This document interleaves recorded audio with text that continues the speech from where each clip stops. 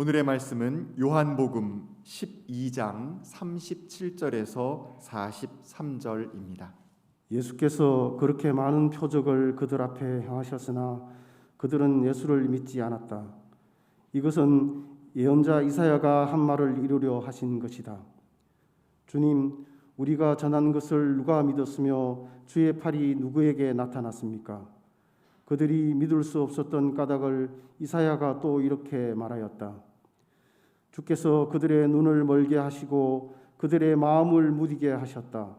그것은 그들이 눈이 있어도 보지 못하게 하고 마음으로 깨닫지도 못하여 돌이키지 못하게 하고 나에게 고침을 받지 못하게 하려는 것이다. 이사야가 이렇게 말한 것은 그가 예수의 영광을 보았기 때문이다. 이 말은 그가 예수를 가리켜서 한 것이다. 지도자 가운데서도 예수를 믿는 사람이 많이 생겼으나 그들은 바리새파 사람 때문에 믿는다는 사실을 드러내지 못하였다. 그것은 그들이 회당에서 쫓겨날까 봐 두려워하였기 때문이다.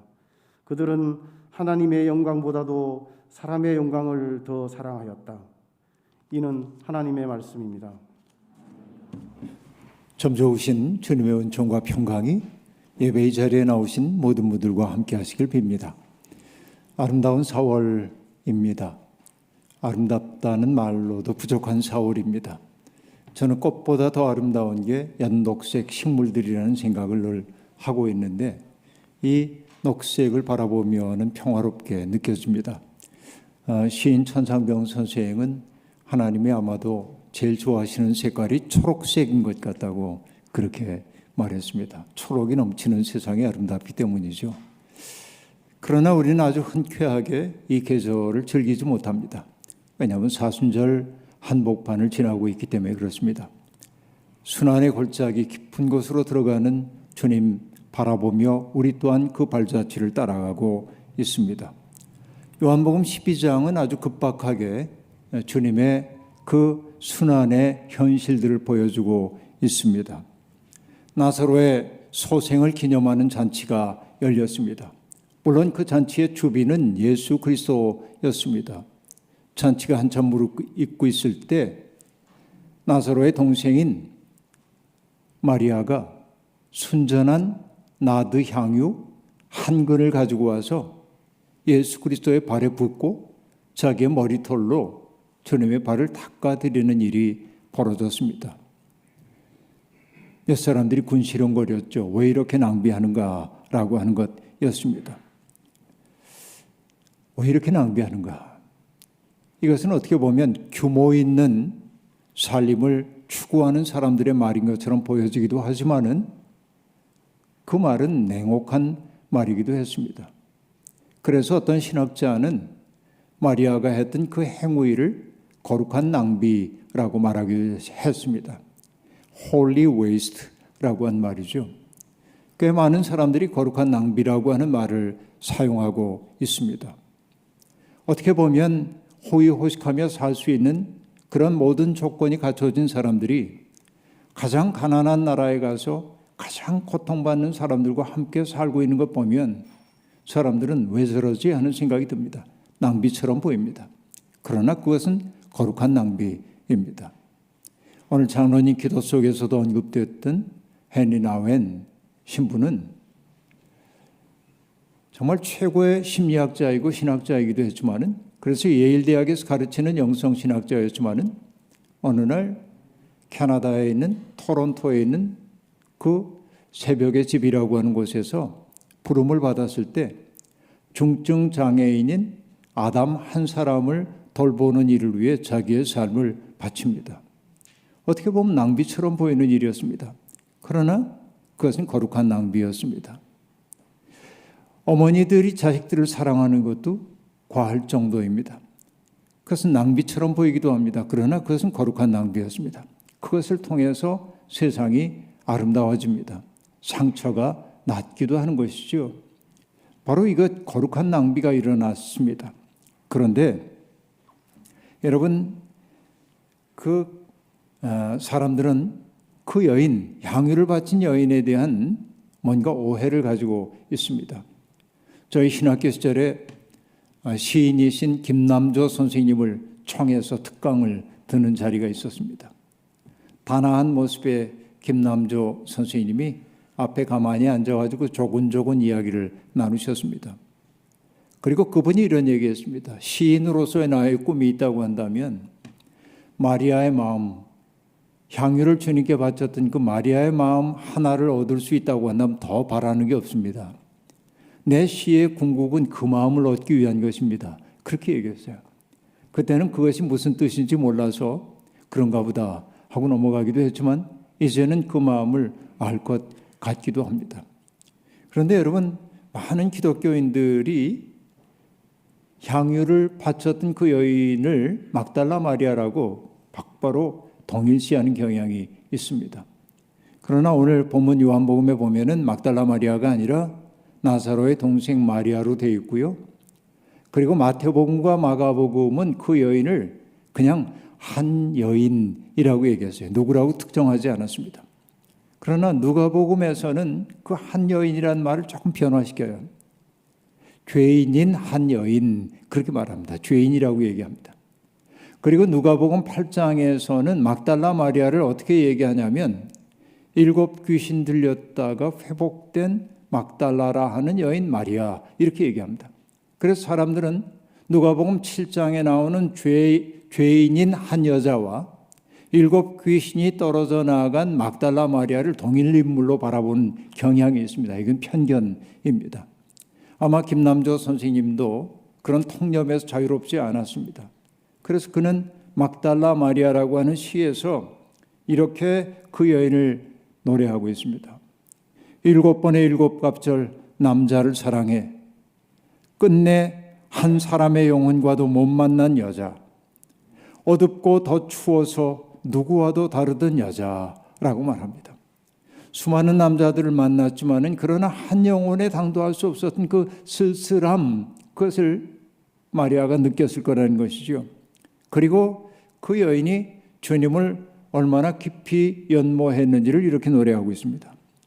눈물이면은 눈물에 감아 빗은 머리채면은 잘 비벼 적시는 감송 향유면은 탕약보다 졸아든 평생의 죄 모든 참회면은 주님의 발에 간절히 한 번만 닿아보게 허락하시올지라고 말합니다.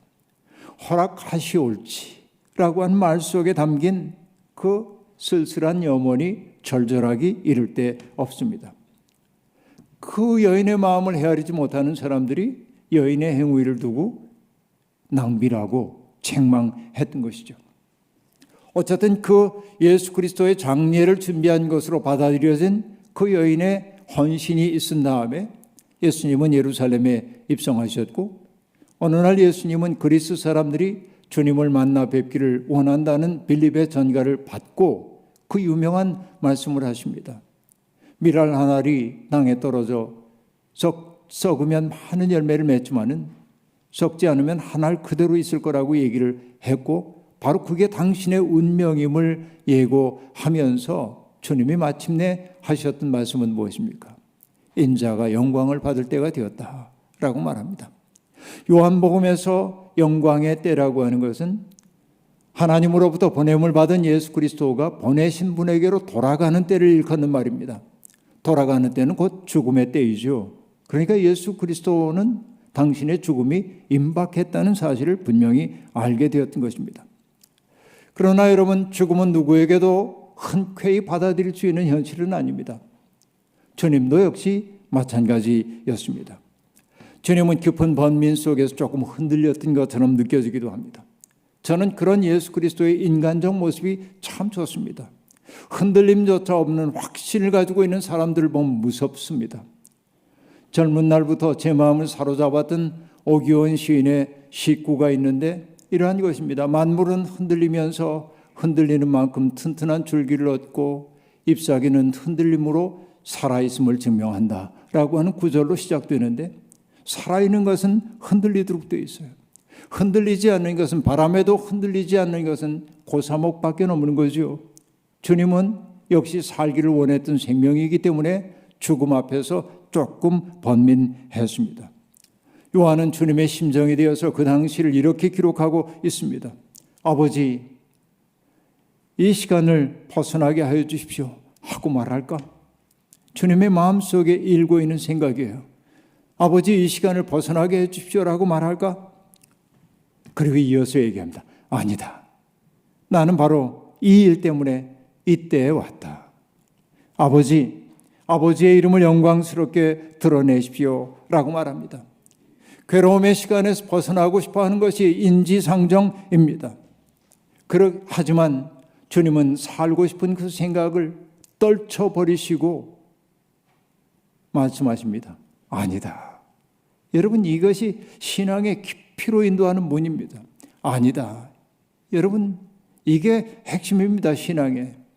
나 좋을 대로 하지 않는 것이지요. 신학교에 들어가서 처음 독일어를 공부할 때 영어로 no를 뜻하는 단어가 독일말로 nine인 걸 알았어요. 두 음절로 되어 있는 nine. 우리 독일어를 가르치는 교수님이 종종 nine 하고 얘기할 때 그게 얼마나 강렬하게 들리든지 우리 신학생들은 그 nine이라고 하는 말을 참 자주 사용을 하곤 했습니다. 그 단어는 왠지 비장하고 단호한 느낌을 느끼게 만들었기 때문에 그렇습니다. 주님은 죽음을 흔쾌하게 받아들인 게 아니라 꺼림칙했지만 살고 싶었지만 도리질쳐 떨쳐버리고 나인 아니다. 나는 이 일을 위해 이때 왔다라고 얘기하고 그리고 아버지의 영광을 드러내달라고 얘기하고 있습니다. 주님은 죽음을 받아들이심으로 죽음을 넘어서고 계신 것입니다. 여러분, 최악의 사태를 자기의 현실로 받아들이는 사람에게 두려움의 위력은 줄어들게 마련입니다. 우리가 뭔가 두려움에 사로잡히는 까닭은 뭐냐면 두려움으로부터 자꾸만 달아나려고 하기 때문에 두려움의 힘은 점점 강해지는 거죠. 그러나 두려움의 얼굴을 정면으로 바라보면서 눈을 똑바로 뜨고 두려움을 바라보는 사람은 두려움에 먹히지 않는 법인 것입니다. 독일의 선교자인 디트리 보네포 목사는 그의 옥중 서간에서 자기의 삶을 요약하는 시 하나를 쓴 적이 있습니다. 자유에 이르는 길 위의 정거장들이라고 하는 시입니다. 그 시는 4개의 연으로 되어 있는데요. 4개의 연의 각각의 제목은 이렇습니다. 훈련, 행동, 고난, 죽음입니다. 이게 뭘 뜻합니까? 기독교인의 실전을 보여주는 거예요. 예수 그리스도의 삶을 살기 위해 어떻게 훈련받아야 하는지를 보여주고 있고 훈련받은 사람은 행동해야 합니다. 그리스도의 손과 발이 되어서. 그 행동의 결과는 언제나 고난이 될 수밖에 없어요. 고난의 끝에 있는 게 죽음인 거죠. 그런데 그 마지막 연인 죽음에서 보네포는 이렇게 노래하고 있습니다. 어서 오라 영원한 죽음에 이르는 길 위에 있는 최고의 향연이요 죽음이요 덧없는 육신의 성가신 사슬을 끊고 눈먼 영혼의 벽을 허물어라. 이 세상에서 볼 수 없던 것을 마침내 볼 수 있게. 자유요 우리는 오랫동안 훈련하고 행동하고 고난을 겪으면서 그대를 찾아다녔노라. 죽을 지경에 이르러서야 하나님의 얼굴에서 그대 자신을 보노라 라고 말합니다. 진정한 자유라고 하는 게 어디에서 나타납니까? 죽을 지경에 이르고 나니까 하나님의 얼굴에서 비로소 자유가 나타난다는 거예요. 여러분, 보네포는 죽음을 가리켜 영원한 자유에 이르는 길 위에 있는 최고의 향연이라고 말하기도 하고 죽음을 가리켜 자유라고 말하기도 합니다. 죽음에 이르러서야 하나님의 얼굴에서 자유를 보았다고 말하고 있습니다. 예수 그리스도의 십자가에 연결된 사람만 할 수 있는 말입니다. 죽음을 맞아들임으로 죽음을 넘어서는 예수 그리스도 그분의 존재 자체가 세상의 통치자들에 대한 심판입니다. 힘을 가지고 사람들을 함부로 대해도 된다고 여기고 있는 사람들, 그들에 대한 심판이 그리스도의 존재 그 자체로 나타나고 있다는 얘기입니다. 그들은 세상을 다스리고 있는 것처럼 보이지만 빛이 아니라 사실은 어둠입니다. 그렇게 주님은 당신의 제자들에게 말씀하십니다. 아직 빛이 있는 동안에 걸어다니라 라는 얘기입니다. 이 말을 달리 표현한 것이 무엇이죠? 어둠이 너희를 지배하지 못하게 하라 라고 하는 말입니다. 여러분, 자기가 누구에게 속한지를 알고 어디를 향해 가는지를 아는 사람들이 빛의 자녀입니다. 세상이 어둡다고 지레 겁을 먹거나 낙심하거나 포기해서는 안 됩니다. 우리는 빛으로 부름받았지 어둠으로 부름받은 적이 없기 때문에 그렇습니다.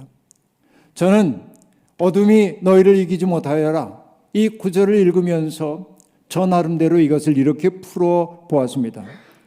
어스름이 내려다여 지레 날개를 잡지 말아라. 빛이 없다면 스스로 빛이 되어서라도 갈 길을 가라. 외부의 빛이 가물거린다면 그 빛을 안으로 모시면 된다. 그렇죠? 외부의 빛이 어둡거든 그 빛을 우리 내면을 밝히는 빛으로 받아들이면 되는 것이죠.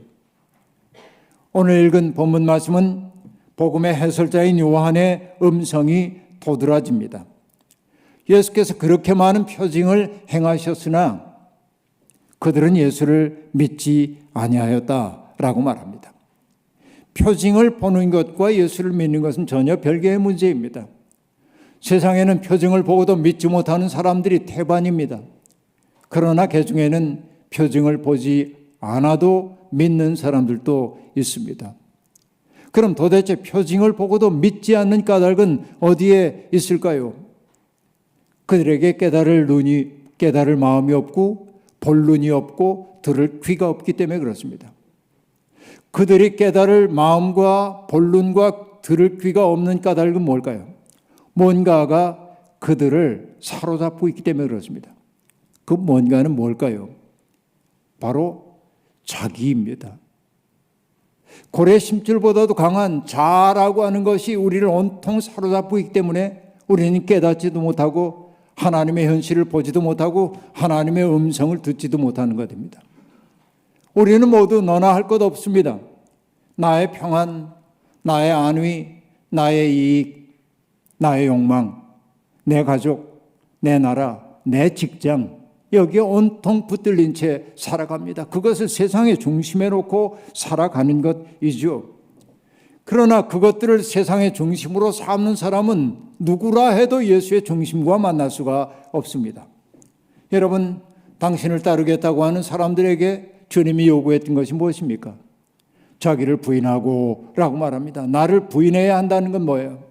나를 세상의 중심에 놓고 세상을 바라보던 관점을 바꿔야 나를 따를 수 있다고 하는 얘기 아닙니까? 여러분, 이걸 하지 못해 우리의 인생이 누추합니다. 그거 하지 못해서 우리의 삶이 이렇게 매갈이 없는 삶이 되어버리고 말았습니다. 진리가 우리를 자유롭게 한다고 하면서도 정작 진짜 자유를 누리지 못하는 까닭은 놓아야 할 건 놓지 못하는 우리의 강고한 습성 때문에 그러합니다. 표징을 보고도 믿지 않는 사람들은 예수님 당시의 사람들만이 아닙니다. 예수를 믿는다고 고백하는 우리라고 다를 바 없습니다. 어쩌면 그들보다 우리가 더 예수의 마음에서 멀어졌는지도 모르겠습니다.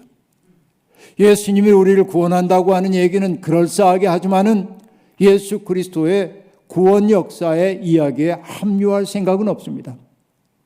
거기에 합류하는 순간 불편해지고 거기에 합류하는 순간 내 마음대로 살 수 없기에 사람들은 예수 그리스도를 믿는다고 고백할 뿐 따르는 길은 한사코 거부하고 있는 거죠. 이게 우리들의 전도된 신앙생활입니다.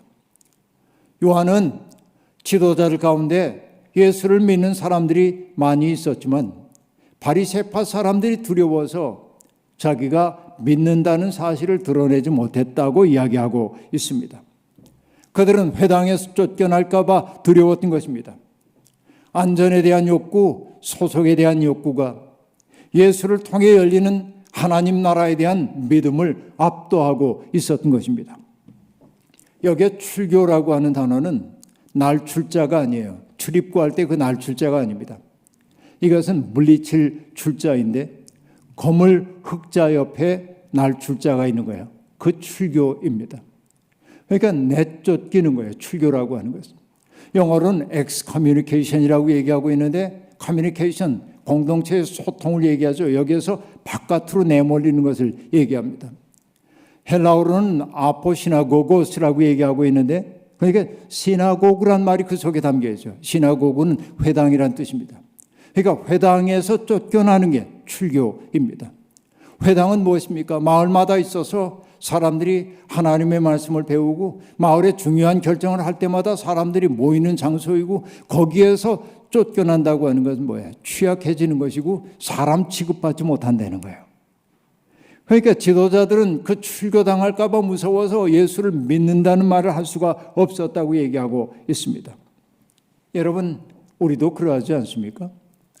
하나님의 은혜는 저 넓고 깊은 바다와 같다고 찬송가 302장 가사가 노래하고 있습니다. 그 은혜를 체험하려면 어떻게 해야 합니까? 닷줄을 끌러 깊은 데로 가야 합니다. 그러나 우리는 그렇게 못 삽니다. 3절 가사가 이러합니다. 많은 사람이 얕은 물가에서 저 큰 바다 가려다가 찰싹거리는 저 파도 보고 마음 약하여 못 가네. 이렇게 말합니다. 여러분, 이게 우리들의 마음 아닙니까? 저 깊은 은혜의 바다에 가려면 닷줄 끌러서 가야 하는데 파도가 무서워서 가지 못하고 있는 것이죠. 오늘 우리의 삶이 이렇지 않은가 봐야 합니다. 우리의 신앙이 얕은 물가만을 지금 참벙거리며 거기에 머물며 내가 잘 믿고 있다고 착각하는 것 아닙니까? 저 깊은 은혜의 바다는 위험한 곳입니다. 그래서 사람들은 위험을 피하고 값싼 것들만 수집하고 있는 것 아닙니까? 이게 바로 값싼 은혜입니다. 앞서서 얘기했던 드립 보네포 목사는 나를 따르라고 하는 책에서 첫머리에 이렇게 얘기합니다. 값싼 은혜는 교회의 숙적이다라고 말합니다. 값싼 은혜는 교회를 세우는 게 아니라 교회를 무너뜨리는 거라고 얘기하고 있어요. 강렬한 얘기입니다. 값싼 은혜란 어떤 것입니까? 그는 값싼 은혜란 말을 여러 형태로 변주를 하고 있는데 맨 먼저 나오는 얘기는 이런 거예요. 값싼 은혜는 투매 상품인 은혜. 이 투매라는 게 뭐예요? 내가 그냥 파는 거니까 덤핑이에요. 투매 상품인 은혜, 헐값에 팔리는 용서, 헐값에 팔리는 위로, 헐값에 팔리는 성찬. 교회의 무진장한 저장고에서 무분별한 손으로 거침없이 무한정 쏟아내는 은혜. 대가나 희생을 전혀 요구하지 않는 은혜를 의미한다. 예수를 따르기 위해 아무런 대가도 지불하지 않아도 그냥 다 잘 될 거라고 얘기하는 거, 그게 값싼 은혜이고 그게 교회의 숙적이라고 지금 얘기하고 있는 거예요. 오늘 우리 한국교회 현실이 이런 거 아닙니까? 우린 돌아보고 또 돌아봐야 합니다. 찬송가 302장은 그래서 우리에게 권고합니다. 언덕을 떠나서 장파에 배를 띄우고 주님의 은혜의 바다에 마음껏 노져 가자고 우리를 초대하고 있습니다. 바로 이게 믿음이라고 하는 말입니다. 두려움 때문에 예수를 믿는다는 사실을 세상 앞에 드러내 보이지 못하는 지도자들을 바라보며 요한이 평가하듯 이렇게 얘기하고 있습니다. 그들은 하나님의 영광보다도 사람의 영광을 더 사랑하였다라고 말합니다. 이게 강렬한 얘기입니다. 사람의 영광이란 말은 지도자라고 하는 자부심 혹은 평판을 일컫는 말일 겁니다. 그들 가운데는 유대교의 최고 의결기구인 사내들인 공회의 회원도 있었던 것으로 보입니다. 그들은 예수를 믿는다고 고백했다가 그 명예로운 지위를 혹은 그런 평가를 잃어버리게 될까 봐 두려워하고 있습니다. 그런데 여러분, 이게 간단한 문제가 아닙니다. 영예 혹은 영광, 명예라고 하는 것은 그리스 로마 세계에서 매우 중요한 단어였습니다. 우리가 여러분 그리스 철학과 헬라 사상과 히브리 사상을 구별해 놓기도 하지만은 헬라 문화가 지중해 세계를 전부 장악하고 있었다는 사실을 생각해 봐야 합니다. 그리스 로마 문명은 명예라고 하는 그 말 한마디에 모든 걸 걸고 있었다고 얘기도 과언이 아닙니다. 호메로스의 서사시 일리아스라고 하는 그 책은 고대에 벌어졌던 트로이 전쟁을 다루고 있습니다. 그 장대한 서사시의 첫 문장이 뭡니까? 노래하소서 여신이여 펠레우스의 아들 아킬레우스의 노여움을 이란 말로 시작됩니다. 그러니까 여러분, 이 일리아스라고 하는 책을 이해하기 위해 가장 중요한 구절이 아킬레우스의 노여움 혹은 분노입니다. 아킬레우스는 왜 분노했을까요? 이게 그 대서사시의 핵심 내용이라 그런 얘기예요.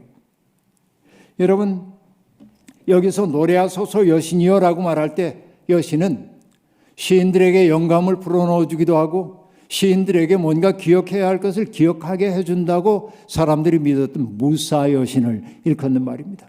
그러니까 지금 시인으로서 이제 대서사시를 얘기하며 그 시인을 부르고 있는 것이에요. 그러면 여러분, 아킬레우스는 왜 노여워했던 것일까요? 그걸 알아야 합니다.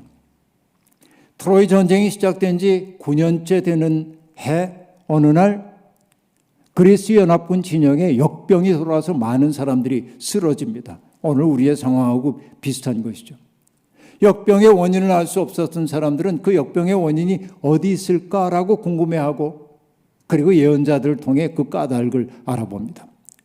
자초지종은 이러한 것이었습니다. 트로이의 아폴론 사제였던 그리세스라고 하는 사람이 있는데 전쟁에서 패배했던 그 트로이 사람들이 그리스 진영에 많이 포로로 잡혀왔습니다. 근데 그 가운데 크리세스의 딸인 크리세이스라고 하는 아름다운 여인이 있는데 그 여인을 그리스 군들은 그리스군 총사령관인 아가멤논에게 명예의 선물로 주었습니다. 여러분, 이게 고대 악습인 거 전제하고 들으시길 바랍니다. 여자를 명예의 선물로 주는 거. 그러니까 한 사회가 누군가의 공적을 기리기 위해 주는 명예스러운 것들을 바로 명예의 선물이라고 얘기합니다. 교회를 일컫는 말이 에클레시아라고 한 말이 있는데 에클레시아가 부여했던 굉장히 중요한 일 가운데 하나가 교회 아닌 그리스의 에클레시아가 하는 것. 어떤 시민에게 명예를 줄까 말까를 결정하는 게 에클레시아의 가장 중요한 일 가운데 하나였습니다. 그러니까 명예의 선물을 받았다는 것은 인정받았다라고 하는 걸 의미합니다. 그런데 크리세스가 아가멤논을 찾아옵니다. 딸을 너무나 사랑했던 아버지가 딸을 좀 풀어달라고 부탁하는 거예요. 그러나 아가멤논이 거절합니다. 싸늘하게. 그래서 크리세스는 자기가 섬기는 아폴론 신에게 그에게 저주를 내려달라고 한 거예요. 그래서 아폴론이 역병을 그리스군 진영에 내렸다는 겁니다. 그 사실을 알게 된 아킬레우스가 아가멤논을 찾아가서 말합니다. 우리가 이 역병에서 벗어날 수 있는 길은 크리세이스를 아버지에게 돌려주는 일밖에 없다는 거예요. 그래서 아가멤논은 싫었지만 명예의 선물로 받은 것을 빼앗기는 것은 명예를 박탈당해 수치스럽게 되는 것이기 때문에 싫었지만 할 수 없이 명예의 선물을 넘겨주고 맙니다. 화가 난 아가멤논은 나만 치욕당할 수 없지 그러고 아킬레우스에게 주어졌던 명예의 선물인 브리세이스라고 하는 소녀를 빼앗아 갑니다. 그래서 아킬레우스가 분노한 거예요.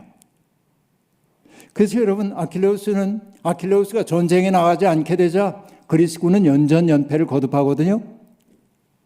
사람들이 와가지고 아킬레우스에게 전쟁 나가달라고 부탁하지만 노라고 싸늘하게 얘기합니다. 그리고 그가 전쟁에 나가지 않은 까닭을 이렇게 얘기하고 있습니다. 어떤 자가 아가멤논입니다.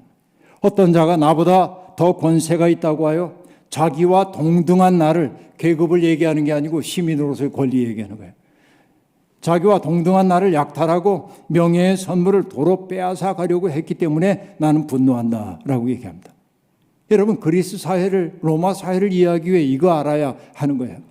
여러분, 고대 그리스는 올림픽을 많이 하잖아요. 경기를 하잖아요. 레슬링도 하고 전차 경기도 하고 그런단 말이에요.